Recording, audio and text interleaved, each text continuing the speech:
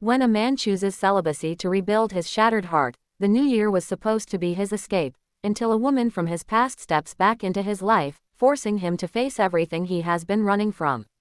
Before you start, hit subscribe because this story will break you, then remake you. Happy New Year. Those 3 words hung in the cold midnight air like fragile glass, ready to shatter with one wrong breath. For most people, it was a moment of celebration, fireworks, laughter, and resolutions shouted into the night with drunken optimism. But for Ion, it meant something else. It meant survival. A year ago, he had promised himself a vow of celibacy, not out of religion, not out of fear, but out of the raw, bruising need to heal. His heart had been demolished when Zara left him without explanation, without closure, without even allowing him a final goodbye. He had spent months drowning in memories, replaying conversations, fighting shadows no one else could see. And one painful evening, sitting alone in his dim apartment, he realized he had forgotten what it meant to be whole. So he stopped everything. No relationships, no flirting, no distractions. He cut himself away from desire, from temptation, from the dangerous hope that someone might touch him the way Zara once had. People called him dramatic, some called him broken, but Ion didn't care. Celibacy became his shield, the only way he knew to protect himself from being destroyed again. And now, exactly 1 year later, he stood on the rooftop of his building, staring at the exploding fireworks scattering colors across the sky, reminding him of promises still unfulfilled. He whispered the words again. Happy New Year, as if saying them enough times might change something. Below him, the world roared with celebration. Families hugged each other, lovers kissed boldly, children screamed with joy. Ion felt like a ghost floating above a life he used to recognize. He tightened the scarf around his neck, shivering not from the cold but from the strange emptiness settling in his chest. His phone vibrated. He checked it reluctantly, expecting another, New Year Mubarak, from distant relatives. But the name on the screen froze him completely. Zara. His breath hitched. His stomach knotted. For the first time in a year, he felt something sharp, familiar, unwelcome. Her message was simple. Can we talk? He stared at the screen for so long that the fireworks blurred into streaks of color, like someone had smeared paint across the sky. Why now? Why after 12 months of silence? Why after he had broken himself into pieces trying to forget the sound of her voice, the smell of her hair, the way she used to say his name with a softness that felt like home? He typed nothing. He turned off the phone. But the silence that followed was louder than the fireworks. And no matter how desperately he tried to return to the numbness he had crafted so carefully, he felt something cracking inside him. He went back to his apartment, the hallway dark except for the faint flicker of the emergency light. His home smelled of fresh paint and lemon cleaner, a sign he had spent the entire year trying to erase traces of anything that reminded him of her. But no matter how many times he rearranged the furniture, repainted the walls, or replaced old belongings, he couldn't repaint the memories carved into him. He lay down on the sofa, staring at the ceiling, listening to his heartbeat thumping too loudly. Celibacy had given him discipline, clarity, structure. But it had also made him lonely in a way he never admitted. For months he had carried himself like a monk of heartbreak, pretending that attachments were poison. And maybe they were, but his heart was not made of stone. It remembered, even when he begged it not to. Hours passed before he fell asleep. But the universe was not done with him yet. At exactly 8:12 in the morning, too early for an emotional ambush, someone knocked on his door.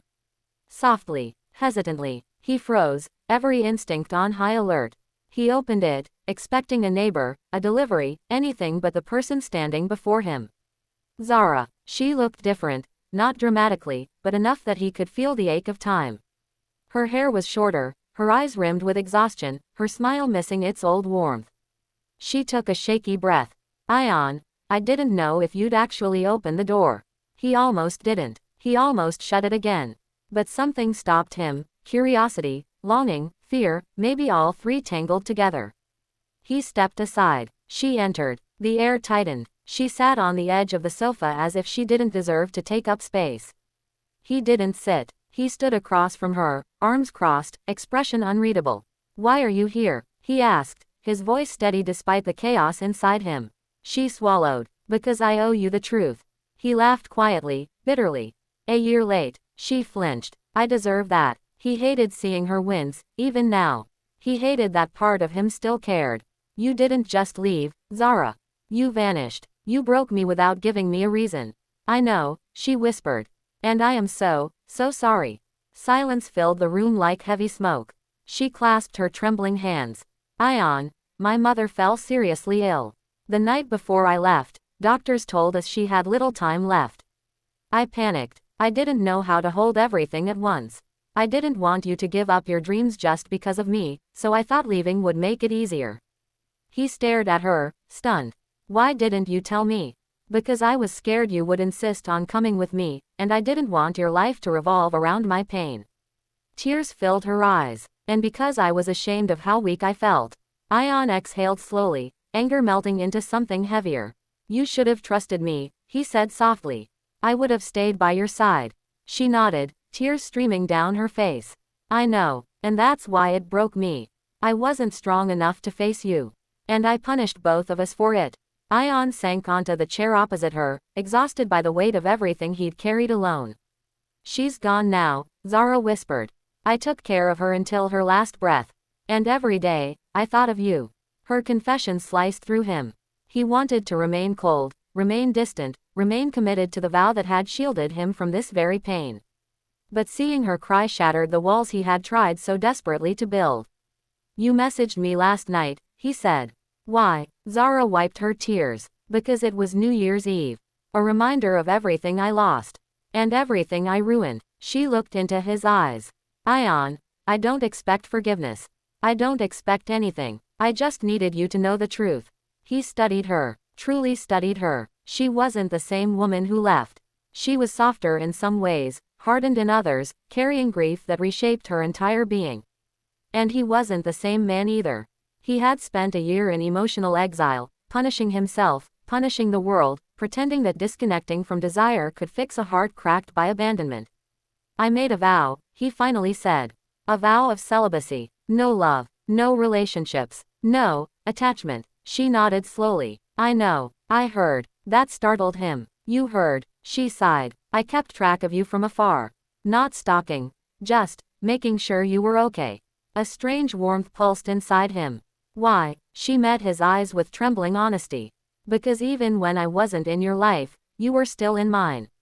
Those words weakened him more than anything else could. His chest tightened painfully. Zara, what do you want from me? Her voice cracked. A chance to make things right. Or at least, to try.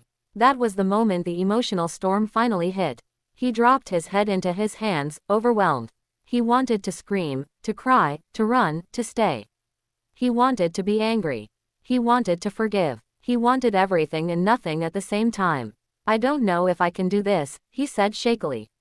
I don't know if I can let you back in. She whispered, then don't. Just let me be here. As a friend. As someone who failed you, but still cares. He laughed softly. You think being near you is easier? She looked down. No, but it's the only thing I know to offer. The conversation stretched for hours, unraveling all the tangled threads of their past. She told him about the sleepless nights in the hospital, the quiet moments with her mother, the regrets that haunted her. He told her about the year of emptiness, the vow that became his armor, the loneliness he hid behind discipline. Slowly, painfully, the distance between them shrank, not physically, but emotionally. Not as lovers, not as a rekindled romance, but as two souls finally daring to touch the truth. By evening, the apartment felt different, less hollow, less cold. Zara stood to leave. Thank you for listening, she whispered. It means more than you know. Ion followed her to the door. I don't know what happens next, he said honestly. I'm not ready for anything big. I don't know how to break the vow I made. She smiled faintly. I'm not asking you to. I'm just asking you, don't shut me out completely. She paused. Let me earn back the right to be in your life. Ion nodded slowly, one step at a time. For the first time in months, he felt hope, not loud or bright, but small, steady, possible. As she walked away, he whispered into the cool evening air, Happy New Year. And this time, it didn't feel empty. If this story touched you, hit like, leave a comment, and subscribe for more long emotional stories. Your support helps me create bigger, deeper, more gripping narratives for you. Let's grow this storytelling journey together.